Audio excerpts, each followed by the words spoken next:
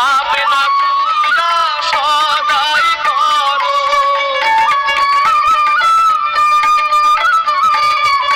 ভাবনা তুইয়া সদাই করো, পরের খবর দাঁড়ি রে, সে পারে তোর বসত বাড়ি রে,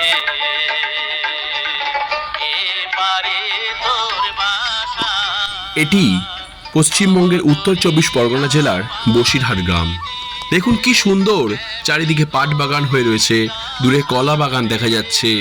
আজকে মনে হয় বৃষ্টি হবে মনে হচ্ছে। তো দেখাই যাক, রাস্তা এখনো বাকি আছে, বৃষ্টি পায় কি না।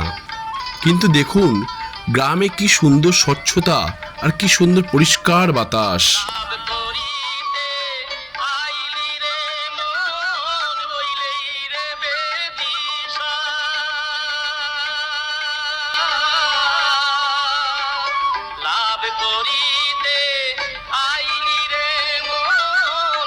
কি সুন্দর মিষ্টি বাতাস বইছে। প্রকৃতির আজকের এই রূপ সত্যি অকল্পনীয়।